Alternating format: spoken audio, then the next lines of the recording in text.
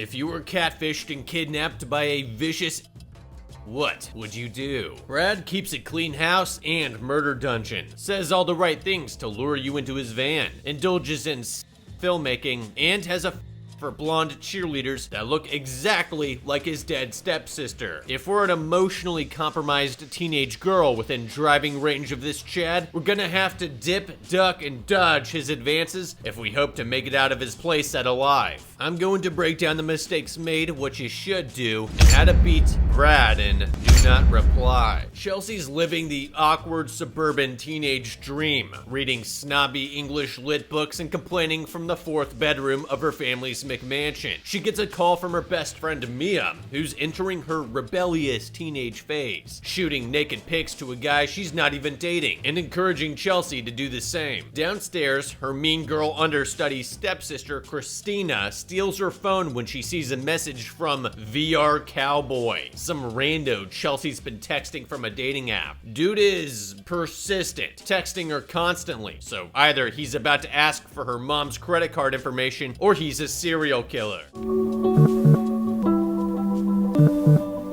Chelsea, don't fall for it. Dude wants to wear your skin like a cardigan. Turns out, Chelsea embellished her dating profile and claimed she was a cheerleader. She slips into Christina's room to borrow her uniform. Afterward, VR Cowboy, aka Brad, asks to speak with her on the phone. Hello? I can't see you very well. I dropped my phone too many times, and my parents won't buy me another one until next year. They talk for several weeks, until he's got Chelsea wrapped around his little finger. In the background, a girl calls out for Brad, and Chelsea asks who it is. He says it's his sister Sadie, and they don't get along because she isn't perfect. Brad convinces Chelsea to meet him for a Halloween rave out of town. The two of them dressed as a zombie cheerleader and quarterback. Chelsea, scared of telling her family and friend about meeting up with a complete stranger in a back alley, neglects to tell anyone. At the rave, dude wastes no time finding her when she arrives. He draws her away from the party to pregame and even hands her a bottle with a sealed cap to put her at ease. I want to get caught with alcohol on the street. Let's just finish it here.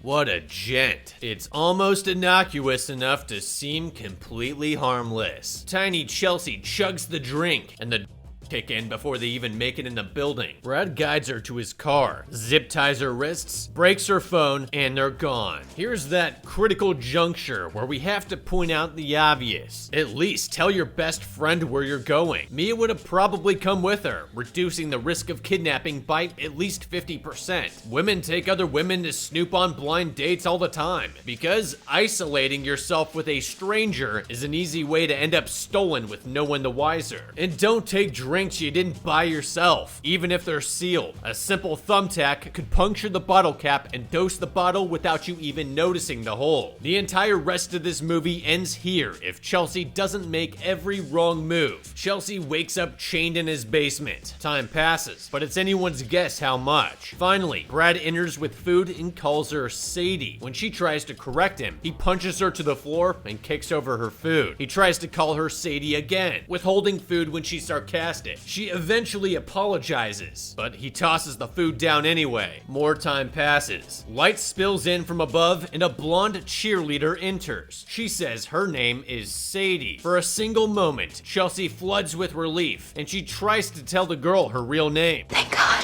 Thank God I'm Sadie. From now on, your name is Sadie. Well, the mind games have begun. In these critical first encounters, playing along is probably our best move here, at least until we can come up with an escape plan or find a genuine opportunity to escape. We don't know this basement or what's above it. We don't know this neighborhood or where it is. For all we know, this is a desert bunker 100 miles from the nearest water source. What we do know is that this guy has meticulously planned this out. Until we know more, we're operating like this is a recon mission. When Sadie unlocks Chelsea's shackle, Chelsea bolts up and out the basement to find herself in the nightmare version of Barbie's dream house. It's like a pastel demon took a and smeared it everywhere. Chelsea runs for the windows, but everything's boarded up with plywood. Sadie tells Chelsea to rake the carpet, which is tragically not a euphemism. Everything must remain neat and clean for Brad. Upstairs, Chelsea spies Brad messing around with his computer before Sadie introduces her to Sadie number 2, another psychotic pixie girl. Sadie bathes her and dyes her hair. Why? Because Brad says so. Everything is because Brad says so. If you listen carefully, you can hear all the amateur psychologists salivating all over themselves right now. When Chelsea is finally left alone, she hears moaning coming from the bedroom adjoining her bathroom. She goes inside to find Sadie number 3, who's bedridden and seems to be suffering from blood poisoning. She's also completely lost her mind. When she sees Chelsea's blonde hair, she accuses her of being a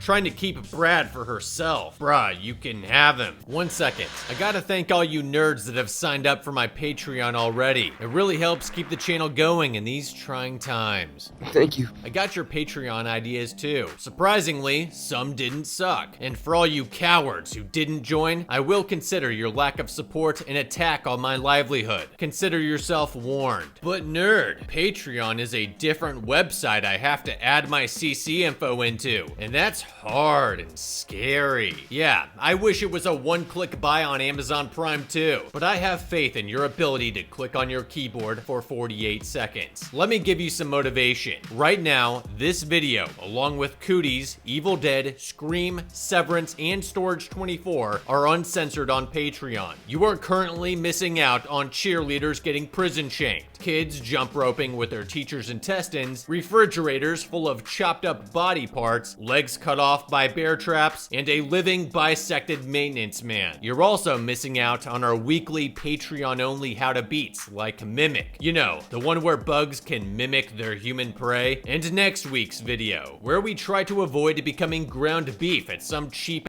bride's wedding. Point is, there's cool stuff and you're missing out. Better act now and swipe that plastic. Okay, back to the video. For real though, Sadie number 3 is deteriorating health, changes our plans a bit. She clearly needs antibiotics, but the others say Brad won't get them for her. Unfortunately, blood poisoning, or sepsis, can become fatal in as little as 12 hours, and we don't know how long she's been injured and unable to clean the wound, which looks like a long time. Whether we move up and attempt to escape or not depends on how well we can absorb information as we move around the house in the next few hours. If we can cobble together an effective option for escape, then we'll need to move fast. So fast, Brad doesn't even know what hit him, but it may already be too late. Outside the room, Brad's thoughtful enough to have a psychotic episode so we can see how his egg got cracked. Turns out, the real Sadie used to tease him inappropriately and then tattle on him to their parents. I'm guessing the parental units are super dead. There is definitely a cabinet made out of their bones somewhere in this house. Brad snaps out of it and goes down to the kitchen, where we see he keeps all potential weapons locked away in the kitchen drawers. Sadie number 2 is making dinner. Brad goes full fantasy mode and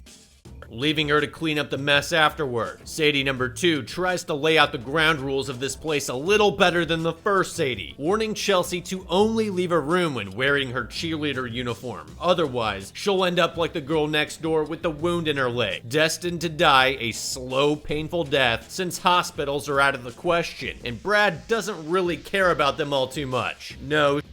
At dinner, Chelsea doesn't wait to watch what the other girls do and gets scolded for eating before Brad can cut their meat for them. He tells her that her family believes she ran away, and when she starts crying, he warns her she'll go back in the basement if she can't stop. Upstairs, Sadie number 2 tells Chelsea that she served her time. Now that she has become perfect, she gets to leave. Just like that? Not just like that. Been here for almost 3 years. Can anyone else smell that? It's the smell of bull. In 3 years? After that long, you've bought into a lie so large, I'm not surprised you actually think he's gonna let you go. I mean, you've seen his face. You know him. You know too much. It's gotta be Stockholm Syndrome, or empathizing with a captor. It's not an official psychiatric diagnosis listed in the American Diagnostic and Statistical Manual. However, the FBI has stated that it does exist and occurs very rarely in about 8% of hostage victims. I mean, 1 in 12 doesn't sound that rare to me. Since it's not an official diagnosis, the amount of time it takes for Stockholm Syndrome to set in isn't fixed. Certain sources say it can happen in as little as a week, and in the original Stockholm bank robbery in 1973 that inspired the name, the hostages became empathetic towards the robber within 6 days. Usually the syndrome is worsened by mistreatment and abuse, and there's no shortage of that. There's also no standard for it in terms of how people are affected. We'll learn in a bit that Sadie number 1 has gone full Stockholm Syndrome, while Sadie number 2 is holding on to certain coping mechanisms, but not others. Whether it exists as its own thing or is a mutation of a post-traumatic stress response, we can't afford to believe we'll be immune where the others are not. We need to act quickly and escape long before we start feeling anything like empathy for Brad. Chelsea tells Sadie number 2 her real name and begs her to go to the cops, but Sadie number 2 says she can't, that Brad threatened her if she does. Well, first of all, there's no way he's letting you go, and you know that in the terribly dark part of yourself that you've had to suppress to survive the last 3 years of torture. But secondly, if you're not snitching because he might hurt your family or the other girls here, he could target them anyway, whether you go to the cops or not, and you'll live with a paranoia of wondering if he's near you every day for the rest of your life. I can only speak for myself, but I would go to the cops anyway, and while they had me waiting in their lobby for a detective, I'd call the FBI and the National Center for Missing and Exploited Children. On one hand, the chances of them finding Brad is slim, and you'll be putting a target on your back. On the other hand, I'm all for calling people out on their bluffs and games. Brad's using scare tactics to operate with impunity. Sure, he may retaliate, and you'll have to sacrifice someone or something, but it's the only way to stop them for good. And the fact that he's using this scare tactic means he's exposed enough that cops could find him. If he was in the middle of a forest,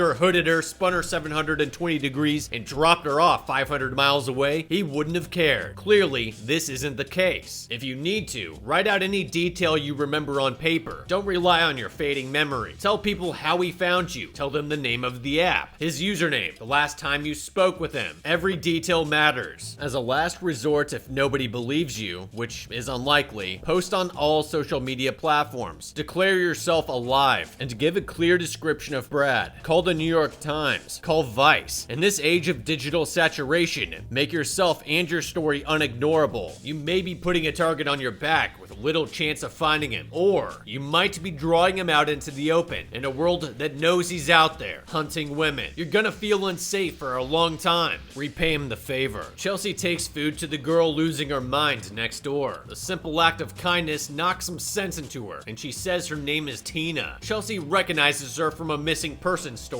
and tells Tina her family is still looking for her. Downstairs, Brad tells Sadie number 2 that they're gonna make an art film in the basement, and then he'll let her go. This is like being asked to dig a 3.5 feet wide by 6 feet long ditch at gunpoint because he wanted to make a garden with you. It's at this point I'd be shoving him down that hole and locking him in faster than he could have another expository flashback. He went ahead of you willingly. Lock him in. Sure, there could be a secondary exit down there that we didn't see, but if you block this exit, then you have ample time to find a weapon and ambush him at the front door if he comes back in. And if there's no second exit, then there's only a single door between you and freedom, and he's locked in there until the police can arrive. Now that she's away her only chance at freedom, Brad puts on his Tron helmet. Ready? Okay.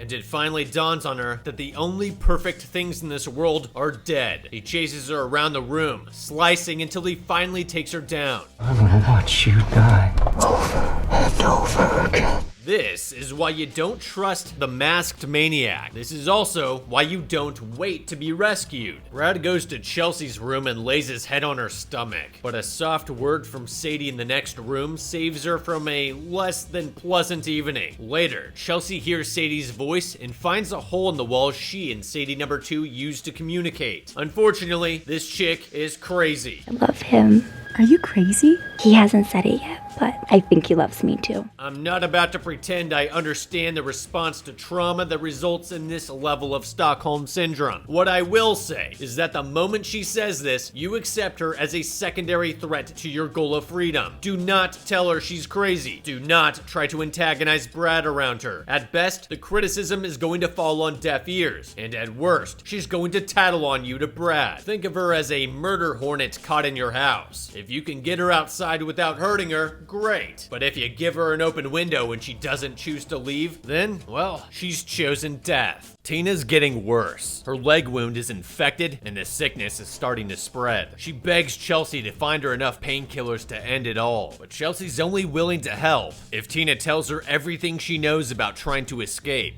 Just give me the pills. How about you share that wisdom with us and then we'll run errands for you? While Brad's outside mowing, Tina shows her how to unlock the bedroom door. With her newfound freedom, Chelsea sneaks to Brad's room and steals pills from the drawer. There, she sees Sadie number 2's belongings never made it out of the house with her. She takes her chance and sneaks into his computer room, but the files are locked inside the computer. As Brad re-enters the house, Chelsea barely makes it back to Tina's room. Brad hears the scuffling and comes to investigate. Tina screams. He descends on her to end her misery once and for all. Chelsea tries to intervene, but in an insane move straight out of someone's fantasy, Chelsea saves herself by asking to kill Tina herself. Can I do it? Come on, let me do it. This I have to see.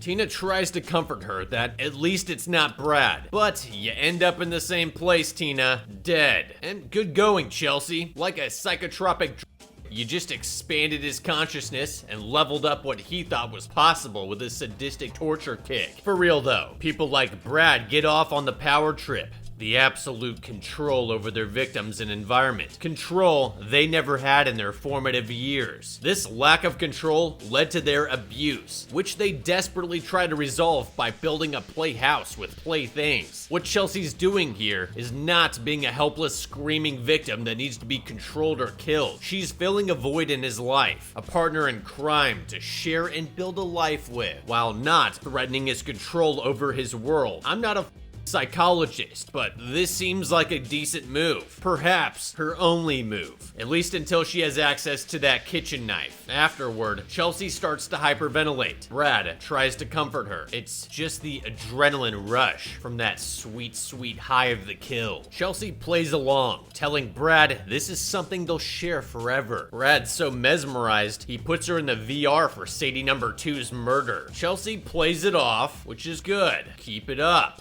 At this rate, you'll be in his good graces, and soon enough, you'll be able to thumb his eyeballs in while he sleeps. Since we know now how to open our locked door, we can escape or get rid of Brad by the end of the day. All we need to do is wait for him to go to bed. He's not a robot, and we know where he sleeps. Wait for him to go to bed, slide the lock in Tina's room, tiptoe to his bedroom to see if his door is locked. If it is, go downstairs and search the house for weapons and weak points. A frying pan FedEx to the forehead of a surprised man will do a lot of damage if you hit with enough force. Problem is, Tina's not tall, big, or strong enough to land a headshot hard enough to knock him out cold, which is her only real chance. If he can fight back, she's done. I'd say for her, the frying pan is an okay move if she has access to him while he's sleeping and doesn't want to get her thumbs dirty. Just don't stop whacking until his head's a pancake. Alternatively, the sharp tip of a broken rake or piece of cabinet are crude but still make for great weapons. You can stake them right through the heart or the side of the neck where the jugular is. Going for the jugular would be my move. Since you don't have clothes and rib cages to contend with, that could delay the kill shot long enough for him to fight back. If the pointy part's diameter is less than a quarter size, plunging deep through the eye socket into the brain is pretty much as close to an instant death as possible. Killing Brad is as simple as finding the gumption to do it. But now that we have VR proof that he has zero intention of letting us leave alive, it's time to find that gumption real quick. There's no benefit to wasting years here, let alone another day, if we can unbrad ourselves in a couple of hours. Brad says it's his turn with the VR headset. He pops it on, and Chelsea picks up the Tron Cam helmet, pulling it back to strike him over the head. How does this work? Can I try it? This was way too risky to try anyway. That contraption is just as likely to only lacerate his head and break into pieces than actually kill him. Be patient, Chelsea. Plan this out. Brad tells her they should film another video immediately, this time with the crazy Sadie who's in love with him. How do you think we should kill her? Maybe something evil, crushing her skull with a sledgehammer. Yeah, I think with muscles like yours, you should just beat the out of her. God damn.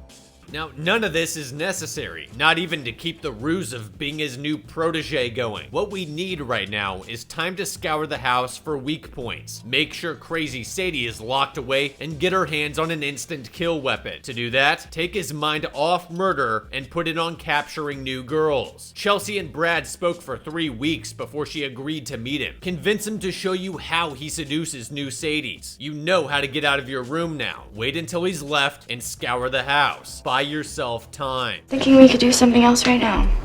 Like what? I never knew someone like you could exist. You're perfect. I might have gone a different route here, but that's just me. If we're not gonna sick Brad on other girls, we could use the new video he's planning to do him in. Having Brad put on his VR headset to pummel Sadie number 2 into oblivion could give us an opportunity to stick something into his neck when he's not looking. Even when Sadie number 2 is getting rocked, I still wouldn't rely on her to back me up or help in the fight. She has years of therapy to go through to unwind his BS, if ever. But while his back is turned, we can strike fast and hard and end this nightmare once and for all. At dinner, Brad's too smiley for crazy Sadie's tastes. Thank you, Sadie. I'm very satisfied. He tells them he needs to test his new VR camera, and Sadie springs forward to volunteer before body checking Chelsea in the kitchen. Unfortunately, Chelsea does the brave but very stupid thing of trying to force Sadie to see reason. But even when she shows Sadie Tina's body and says Brad killed her, Sadie refuses to believe her. You're just trying to turn me against him. Chelsea, you know better. Murder hornets don't know you put them in a cup to save their life. They will still sting you, which is exactly what Sadie does. She bursts downstairs and tells Brad what Chelsea said. Unfortunately, Sadie's improv skills only stretch so far. Why would you say that, Sadie? Lie. Lie for longer. Turn it into a game. Tell him you wanted Sadie to be afraid when he killed her. You got too excited and wanted her to know what was coming. Will he believe that? It's 50-50 at this point, but that's better than confirming his worst thoughts for him. He tosses them in their rooms and Chelsea again tries to reason with Sadie, but she refuses to believe anything she says unless Chelsea proves Brad killed Sadie number 2. So Chelsea uses Tina's busted lock to sneak out, then lets Sadie out. She plugs Sadie into the VR headset, but decides to snoop instead of keeping watch. Brad catches them and drags Chelsea to the basement. Crazy Sadie, whose actual name is Megan, hears her screams and begins expanding the hole in the drywall to Chelsea's room. Chelsea begs for her life, but Brad's fickle, psychotic mind is already made up. Upstairs, Megan bolts for the kitchen to force her way into the knife drawer. Meg? Hey, Meg? You've already got a weapon in your hand there, Meg. Meanwhile, down in the basement, Brad has another psychotic flashback to the basement, where he buried his murdered mother's body and then tried to show the real Sadie. Why did you do it? Did it so we could be together. I'd rather die than be with you. You have other options, Sadie. He's just standing there, going unmurdered. Brad unties Chelsea and begins wailing on her, doling out the punishment she earmarked for Megan. This is why we don't one-up the psycho killer's murder plan. Karma's a real like that. Megan rushes in with a knife, but unfortunately, both girls went to the bad 80s action movie school for stabbing things. They all fight very poorly. Megan gets one good stab into his back, and Chelsea starts to choke him with a chain on the floor before she tells Megan to grab his keys. Then they abandon him and race out of the basement. Let's go. You had the chain around his neck. Chelsea, you pull. Megan, you stab. It's a very simple formula. At least barricade the cellar door with the fridge. Forget it. Wait, let's go. Yes. No, don't have this. God, this is infuriating. They race for the front door with the 17 locks. How about one of you keep watch with a knife in your hand? Better yet, stand over the hatch with a knife. Wait for him to pop his head up and lobotomize him on the ladder. This is what murder holes were made for. I'm still rooting for you two, but it's wearing very thin. He grabs Megan from behind, flings her to the floor, and begins to choke her. She knocks his helmet off. Chelsea pulls the helmet back and slams it against his head. Great. Now Megan, you grab the knife and finish him off. Get the door! Finish him off. This generation, it's like they've never even seen Scream. At least this time, Chelsea has the good sense to keep swinging. Megan manages to get the door open, and they race out into a future of therapy and trust issues that'll last a lifetime. The obvious thing to say is that all of this could have been avoided if Chelsea had just listened to her better instincts and joined a school club instead of texting a sadistic catfish. But Brad went out of his way to gain her trust before turning on her, so unless we trust no one, someone like him could still get to us. Once inside his house, it's simply a matter of survival, not by going along with his psychotic ramblings, but by waiting for the opportune moment and finishing him. You can spend a lot of time trying to unlock a door or break a window if the guy trying to kill you is dead. For that reason, I think Do Not Reply was beat. And remember, leave strangers in the virtual world where they belong.